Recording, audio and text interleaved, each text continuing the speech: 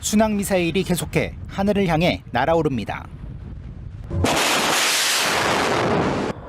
카스피해에서 작전 중인 러시아 해군 함정이 시리아의 IS 수도격인 라카를 비롯해 이들리브, 알레포 지역에 IS 기지를 겨냥해 발사한 겁니다.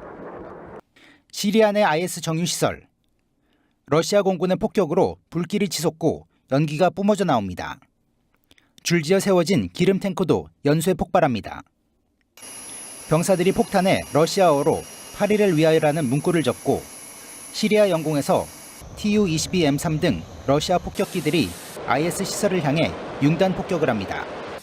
러시아가 IS에 대한 공습을 확대하면서 연일 IS의 피해를 강조한 영상을 공개하고 있습니다. 그 이유는 뭘까? 무엇보다 미국을 비롯한 서방을 의식한 것으로 분석됩니다. IS가 공습 목표라는 점을 보여줌으로써 러시아의 시리아 내전 개입이 아사드 정권을 유지하고 반군을 무력화시키기 위한 것이라는 미국 등의 의구심을 불식시키려 하고 있다는 겁니다. 여기에 적어도 시리아에서는 러시아가 카드를 쥐고 있다는 점을 과시하기 위한 것으로도 풀이됩니다. IS 공습을 통해 도덕적 입지를 확보하고 국제적 왕따 이미지를 씻어내기를 희망하고 있는 러시아. IS가 폭격으로 인한 민간인 피해 영상을 공개하고 있고 반군을 향해 떨어지는 폭탄도 적지 않은 것으로 추정되고 있어 기대대로 될지는 불투명합니다. 연합뉴스 장동우입니다.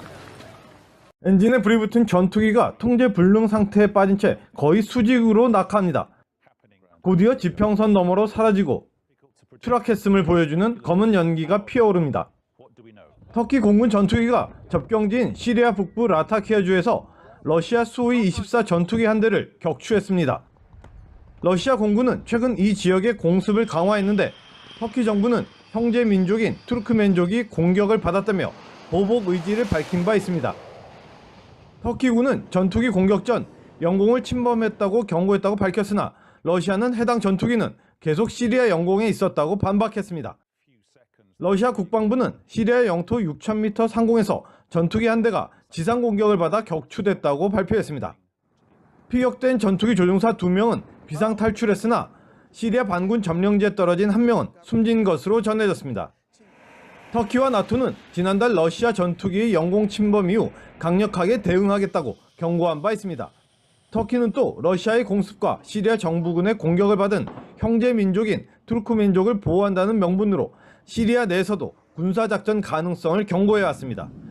이스탄불에서 연합뉴스 김준혁입니다.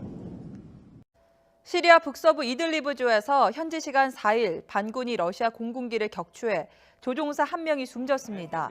러시아 국방부는 이들리브 안전지대에 대한 정찰 비행 임무를 수행하던 수호이-25 공격기가 사고를 당했다며 조종사는 반군 테러 조직 지역에 낙하했다는 보고를 한 뒤 교전 과정에서 숨졌다고 발표했습니다. 시리아의 대표적인 반군 조직 자바트 알루스라는 성명을 통해서 러시아 전투기는 자신들이 휴대용 미사일로 격추한 것이라고 밝히고 이는 이들리브 지역을 폭격한 러시아군에 대한 보복 차원이라고 덧붙였습니다. 러시아는 곧바로 보복에 나서 정밀 유도 무기를 동원한 공격으로 이들리브 지역에서 30여 명을 사살했습니다.